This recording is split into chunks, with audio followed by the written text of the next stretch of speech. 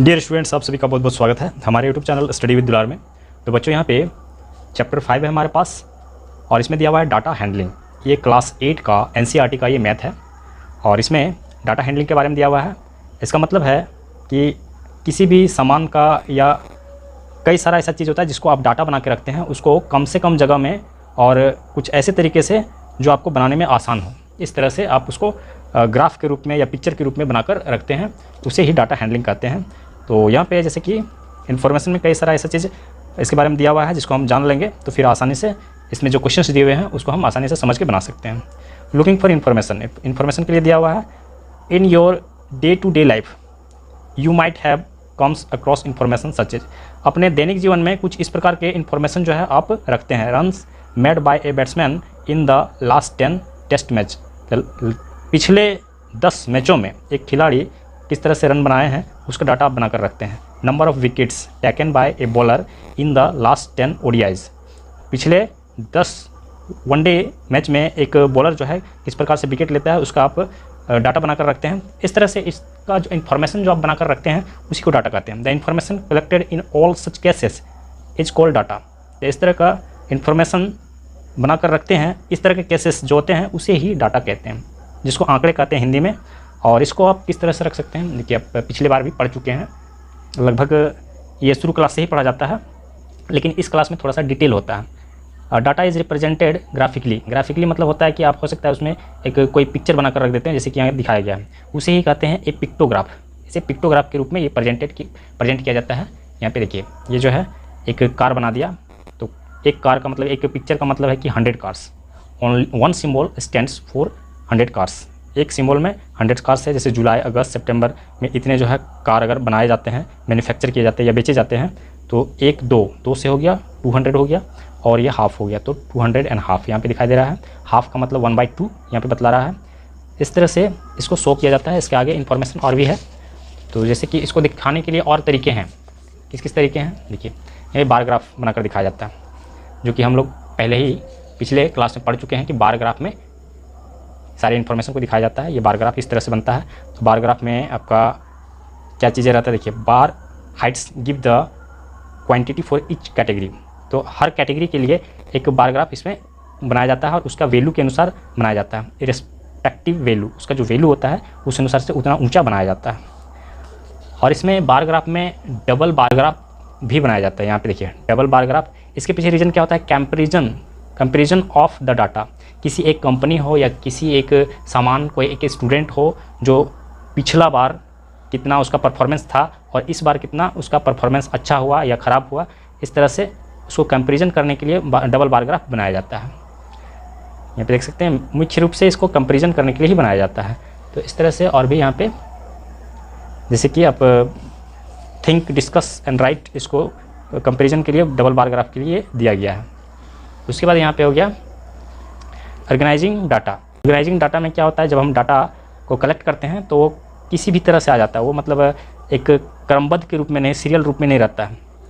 Unorganised form मतलब जैसा तैसा रहता है, उसको रो डाटा कहते हैं। तो रो डाटा होता है, उसको जो है हम और सही से उसको एक क्रम के रूप में सजाते हैं और फिर उसको जो है बनाते हैं, उसको या तो बार ग्राफ में उसको बनाते हैं या फ्रीक्वेंसी टेबल के रूप में बनाते हैं। तो यहाँ पे देखिए, यहाँ कई सारे सब्जेक्ट्स जैसे कि दिया हुआ है, यहाँ पे आर्ट्स, मैथमेटिक्स, कई सारे स्टूडेंट जो है किस किस सब्जेक्ट को पसंद करता है। तो ये सारे सब्जेक्ट एक साथ नहीं, मतलब एक ही जगह पे हो, जैसे कि मैथमेटिक्स जो है एक ही जगह पे हो, उस तरह से नहीं हो सकता। अलग अलग स्टूडेंट अलग अलग जो है सब्जेक्ट को चूज करते हैं। तो इस तरह से फिर उसको एक टेबल में उसको सजाया जाता है। देखिए यहाँ पे इस तरह का जो टेबल बना हुआ है, पहले सब्जेक्ट ले लिया गया, डेली मार्क्स उसको काउंटिंग करने के लिए, उसको क्रमबद्ध तरीके से सजाने के लिए, और नंबर ऑफ़ स्टूडेंट, फिर पता चलता है कि वो कितने स्टूडेंट हैं। तो ये फ्रीक्वेंसी जो होती है, मतलब कितना बार आया, बारंबारता इसको हिंदी में बोलते हैं, और कितना बार आया, बार बार आया जो उसी को। तो ये जैसे कि 5 और 2 7 बार आया हुआ है, इसको, इस टेबल को जो बनाते हैं इसको हम लोग कहते हैं frequency distribution table. Frequency distribution table, इस टेबल को जो बनाते हैं, और ये हम लोग पढ़ चुके हैं 7 क्लास में। और यहाँ पे हो गया ग्रुपिंग डाटा। तो इसी फ्रीक्वेंसी जो पीछे बतलाया गया वो कम मात्रा में हो तो हमें आसानी से हम बना लेते हैं, लेकिन अगर ज़्यादा मात्रा में दिया हुआ, जैसे कि यहाँ दिया हुआ है ये ग्रुपिंग डाटा कम मात्रा में 7 स्टूडेंट, मैथमेटिक्स में 5, इस तरह से जो ऊपर में दिया हुआ था। तो अब क्या है कि स्टूडेंट्स की संख्या बढ़ गई है और यहाँ पे एक टेस्ट चला है मैथमेटिक्स का जो 50 नंबर का था और 60 स्टूडेंट है। इतने सारे डाटा जो है अगर हम उस तरह से बनाएंगे 1 बाय 1 बाय करके बनाते हैं तो बहुत बड़ा डाटा यहाँ पे बन जाएगा, बहुत बड़ा डाटा बन जाएगा। तो उसके लिए क्या करेंगे हम, इसको हम जो है क्लास इंटरवल में हम इसको बांट देंगे। जैसे कि यहाँ पे बतलाया गया है, देखिए यहाँ देखिए ये जो है डिस्ट्रीब्यूशन टेबल, यहाँ पे इसको बांट दिया गया 0 to 1 और 0 to 10 और 10 to 20, 20 to 30 इस तरह से बांट दिया गया है। और इसके अंदर में जितने स्टूडेंट आते हैं या उन लोगों का जो नंबर आया हुआ है इस तरह से टेली मार्क्स में पहले लेते हैं और फिर उसी को टेली मार्क्स को ही फ्रीक्वेंसी में लिखा जाता है। फिर यहाँ पे टोटल 60 आ गया तो समझिए कि आपका जो है जो टेबल आप बना हुआ है ये टेबल, तो ये आपका बिल्कुल करेक्ट है। और इसी को कहते हैं ग्रुप्ड फ्रीक्वेंसी डिस्ट्रीब्यूशन। ये टेबल जो है इस तरह से, इसमें क्या होता है, एक हायर होता है, एक लोअर होता है और एक हायर होता है। क्लास इंटरवल इसमें होता है। देखिए 0 to 10, 10 to 30 इसी को बोलते हैं, is called a class interval. यही है क्लास इंटरवल। और इसमें देखिए यहाँ पे दिखाया गया है lower class limit and upper class limit. तो यहाँ पे जो दिया गया है 0 to 10 दिया गया, तो 10 वाला नंबर जो है यहाँ पे नहीं आएगा, यहाँ से 0 to 9 वाला आएगा और 10 यहाँ पे रहेगा, 10 से लेकर 19 तक रहेगा। इस तरह से लिया जाता है। अब आगे यहाँ पे जो दिया हुआ है, यहाँ पे क्लास इंटरवल का एक टेबल यहाँ पे बनाया गया है और यहाँ पे फ्रीक्वेंसी इसका डाला गया है और उसी टेबल को फिर बार ग्राफ के रूप में बनाया गया है। यहाँ पे देखिए ये जो है बार ग्राफ के रूप में बनाया गया है, लेकिन ये थोड़ा डिफरेंट है। उसमें क्या था, उसमें एक गैप था, इस बार ग्राफ से इस बार ग्राफ तक गैप था, लेकिन यहाँ पे कोई गैप नहीं है। यहाँ पे गैप नहीं है, इसी को कहा जाता है यहाँ पे हिस्टोग्राम कहा जाता है। इसके आगे भी दिखाया गया है, हिस्टोग्राम इसको कहा जाता है। इससे संबंधित आपको आगे क्वेश्चन पूछा गया है तो इसको समझना ज़्यादा जरूरी है। देखिए यहाँ पे दिया गया है ये हॉरिजॉन्टल एक्सिस, हॉरिजॉन्टल इस पे जो है ये बार ग्राफ बनाया जाता है। Bar shows the frequency of the class interval, class interval के रूप में इसको दिया जाता है यहाँ पे। और ये एक ब्रोकन लाइन यहाँ पे लिखा हुआ है। ये जो लाइन यहाँ पे कर्व लाइन जो दिया गया है इसका नाम है जैग्ड लाइन बोल सकते हैं या फिर और ब्रोकन लाइन बोल सकते हैं। इसके पीछे रीज़न क्या है, रीज़न ये है कि यहाँ पे 0 नहीं दिया गया है, यहाँ से यहाँ की दूरी जो है वो 20 है, यहाँ 0 से 20 ये 20 है, और जबकि यहाँ से यहाँ की दूरी कितना है 5। यहाँ पे जो इंटरवल जो है वो 5 का इंटरवल है, ठीक है। यहाँ लिखा गया the range is divided in equal intervals of 5 years in this cases. इस केस में जो है 5 ईयर्स का इंटरवल लिया गया है, जबकि यहाँ पे जो है ये 20 हो जा रहा है गैप, इसीलिए यहाँ पे लाइन को ब्रोकन कर दिया गया है। इस तरह से इसका मतलब यही होता है। और इस ग्राफ को हिस्टोग्राम कहते हैं। देखिए यहाँ पे दिया गया है the graphical representation of data is this manner is called histogram. इस तरह का जो जिसमें गैप ना हो, जिस बार ग्राफ में गैप ना हो, और उसको हिस्टोग्राम कहा जाता है। इस तरह से आगे एक दिया हुआ है, यहाँ पे देखिए, यहाँ पे हाइट्स इन सेंटीमीटर, गर्ल्स का हाइट्स दिखाया गया है क्लास 7 के, लड़कियों का हाइट दिखाया गया है। तो यहाँ पे इसे ब्रोकन लाइन इसमें भी दिया गया है, क्योंकि यहाँ 1 से 125 दिया गया है, जबकि यहाँ पे गैप कितना है ओनली 5 का, 125, 130, 135 5 का गैप है, और यहाँ पे 125 का गैप है, इसीलिए यहाँ पे ब्रोकन लाइन दिया गया है। अब आगे जो है यहाँ पे एक्सरसाइज 5.1 शुरू हो रहा है और इसमें क्या क्वेश्चन दिया हुआ है, पढ़ते हैं इसको। For which of this would you use a histogram to show the data. यहाँ पे जो स्टेटमेंट दिया हुआ है इसमें से किसको आप हिस्टोग्राम का डाटा में शो कर सकते हैं, मतलब दिए हुए डाटा को हिस्टोग्राम के रूप में शो कर सकते हैं। तो हिस्टोग्राम में क्या था, क्लास इंटरवल जिसका डाटा में क्लास इंटरवल का डिवीज़न में आएगा उसी को हम हिस्टोग्राम में हम शो कर सकते हैं। तो इसको हमें पढ़ना पड़ेगा, फिर पता चलेगा। The number of letters for different areas in postman. Postman यहाँ मिटा हुआ है, एक्चुअली ये पोस्टमैन ही है, पोस्टमैन्स बैग। तो अलग अलग एरिया के पोस्टमैन के बैग में जो है लेटर्स दिया हुआ है, तो क्या उसका जो है हिस्टोग्राम के रूप में हम शो कर सकते हैं? तो इसको नहीं कर सकते हैं, ठीक है। तो नहीं कर सकते हैं, कैसे नहीं कर सकते हैं चलिए अभी बतलाते हैं, एक रफ पेज में बतलाते हैं। और यहाँ पे इसको पढ़ लेते हैं। The height of competitors in an athletics meet.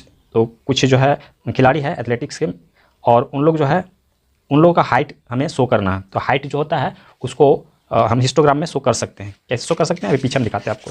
ये देखिए पिछला जो क्वेश्चन था आपको दिखाए थे, यहाँ देखिए ये क्लास 7 का गर्ल्स लड़कियों का जो हाइट है यहाँ पे शो किया गया है, और ये हिस्टोग्राम में शो किया गया है, हिस्टोग्राम का ही है। What information is being given by the histogram. ये हिस्टोग्राम में क्या इन्फॉर्मेशन दिखा रहा है। तो इसको जब हाइट वाला क्वेश्चन को हम हिस्टोग्राम में कर सकते हैं तो उसको भी कर सकते हैं।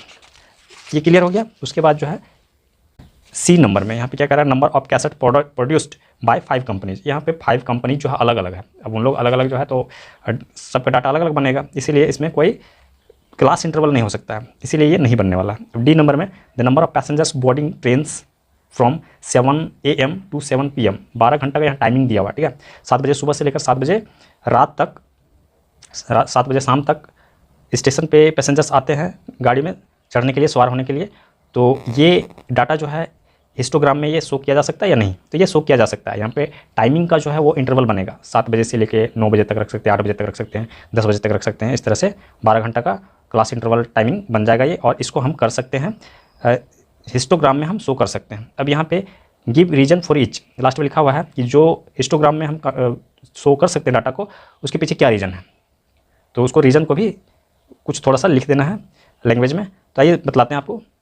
चलिए यहाँ पे मैं आप लोगों को थोड़ा सा रफ करके समझा देता हूँ। जैसे कि यहाँ पे ए नंबर में क्या कह रहा था, ए नंबर में कह रहा था एक पोस्टमैन के बैग में कई सारे एरियाज़ का लेटर है। तो यहाँ पे हम लिख लेते हैं, इसका अगर हम डाटा बनाते हैं तो एरियाज़ लिख लेते हैं, और यहाँ पे number of letters, number of letters ये हो गया। तो इसमें क्या है, कोई एरिया ले लेते हैं, सपोज हो गया यहाँ पे धनबाद ले लेते हैं, धनबाद हो गया, और यहाँ पे गया ले लेते हैं, उसके बाद पटना ले लेते हैं, मतलब इस तरह से और भी एरिया हो सकता है। और यहाँ पे ले लेते हैं बोकारो ले लेते हैं, हो सकता है धनबाद का लेटर्स जो है उसके पास 500 हो, और गया का 700 हो, और पटना का 800 हो, बोकारो का 750 इतना हो, इस तरह से। तो अलग अलग एरिया का ये जो है बनेगा। इसमें क्या है कि इसको हिस्टोग्राम हम नहीं बना सकते हैं। उसके बाद बी नंबर में जो दिया हुआ है, बी नंबर में दिया हुआ है एथलेटिक्स हाइट, आपको बतला चुके हैं कि हाइट वाला जो पीछे मैं आप लोगों को दिखा चुका हूँ। हाइट शुरू होता है, जैसे कि यहाँ पे ले लेते हैं हाइट्स, ठीक है। इसका डाटा अगर हम बनाते हैं, हाइट्स सेंटीमीटर में हो जाएगा, सेंटीमीटर में। उसके बाद जो है नंबर ऑफ प्लेयर्स या एथलीट लिख लेते हैं, एथलेटिक्स ये हो गया। और इसमें जो है हम यहाँ शुरू करते हैं, कहाँ से स्टार्ट होगा ये, सपोज उसकी हाइट 150 या 140 से स्टार्ट करते हैं, 140 सेंटीमीटर में है टू 150, और 150 से 160, या फिर 5 का हम गैप ले सकते हैं, ठीक है। यहाँ पे 10 का गैप लिए हुए हैं। तो ये जो है इंटरवल, हमें क्लास इंटरवल इसमें मिल रहा है 60, 160 टू 170 इस तरह से। इसमें हो सकता है कि 25 ये प्लेयर हो, और इसमें हो सकता है 30 डाल देते हैं, इसमें 20 या फिर उससे कम डाल देते हैं 15, इस तरह से हो। तो इसमें क्लास इंटरवल मिल रहा है। तो ये जो है ये हमारा हिस्टोग्राम बन जाएगा। इसके बाद आगे में जो है, आगे क्या कह रहा है, सी नंबर में ये सी, ठीक है। यहाँ पे कैसेट बनाने वाली कंपनी है, तो यहाँ पे हम इसका डाटा अगर बनाते हैं तो कैसेट कंपनीज, कई सारी कंपनियाँ होती है, तो 5 कंपनी के बारे में दिया हुआ है। तो 5 कंपनीज यहाँ पे, और हो गया number of cassettes, number of cassettes ये हो गया। तो यहाँ पे कोई कंपनी रख लेते हैं, जैसे कि टी सीरीज़ फेमस कंपनी है, टी सीरीज़, टिप्स हो गया, टिप्स भी फेमस कंपनी है, वीनस है, सिर्फ एग्जांपल मैं बतला रहा हूँ। और भी कंपनी है, टाइम ऑडियो है, पेन ऑडियो है। तो ये हो गया। हो सकता है कि ये 500 बनाता है 1 मंथ में, और टिप्स 550, वीनस जो है वो 450, और ये 600 इस तरह से बनाता है। तो इसका अलग अलग बन रहा है, ठीक है। तो इसका जो है आपको हिस्टोग्राम नहीं बनने वाला है। और डी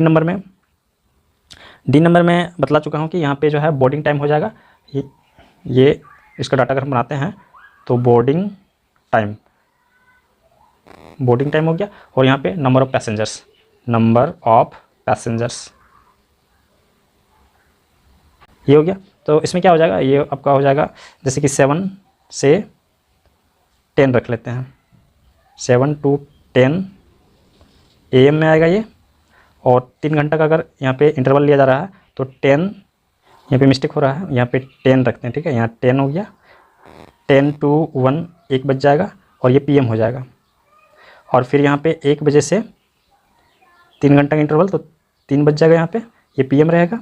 और इस तरह से ये क्लास इंटरवल मिलेगा हमको। इसमें सपोज 200 पैसेंजर्स आया, इसमें हो सकता है कि 300 आया और इसमें हो सकता है कि 250 आया, इस तरह से। तो कहने का मतलब है कि ये जो है इसमें क्लास इंटरवल मिल रहा है और इसमें क्लास इंटरवल मिल रहा है, तो बी और डी, तो बी और डी ही इसका आंसर है। और रीजन में हमें लिख देंगे। देखिए यहाँ पे आपको इस बात का ध्यान रखना है कि ये जो है आपको बनाना नहीं है, ठीक है। इतना जो रफ मैंने किया हुआ है ये एक्चुअली रफ है, ये सिर्फ मैंने आपको समझाने के लिए रफ किया है। इसको आपको एग्जाम में आता है तो ये आपको कुछ भी बनाना नहीं है। और लास्ट में जो रीजन दिया हुआ है आपको सिर्फ ये रीजन दे देना है। देखिए यहाँ पे हमने यहाँ पे लिख दिया है बी एंड डी, क्योंकि इसका आंसर जो है बी और डी है। Can use a histogram. देखिए इस लैंग्वेज को आप मिला के देखिए, यहाँ पे जो दिया हुआ है बुक में उसी तरह से मैंने लिखा हुआ है। एक्चुअली यहाँ पे देखिए यहाँ पे दिया हुआ है use a histogram to show the data, उसी तरह से मैंने यहाँ पे लिखा हुआ है B and D can use a histogram to show the data because all of these, मतलब all of these D B और डी, ठीक है, these cases data can be divided into class interval. इसका जो डाटा दिया हुआ है उसको हम क्लास इंटरवल के रूप में हम बांट सकते हैं, इसीलिए ये इसका हिस्टोग्राम बन सकता है। तो ये आंसर हो जाएगा, कंप्लीट हो गया क्वेश्चन नंबर 1। ये वीडियो काफ़ी लंबा हो जाएगा, इसीलिए आगे का क्वेश्चन जो है हम नेक्स्ट वीडियो में सॉल्व करेंगे।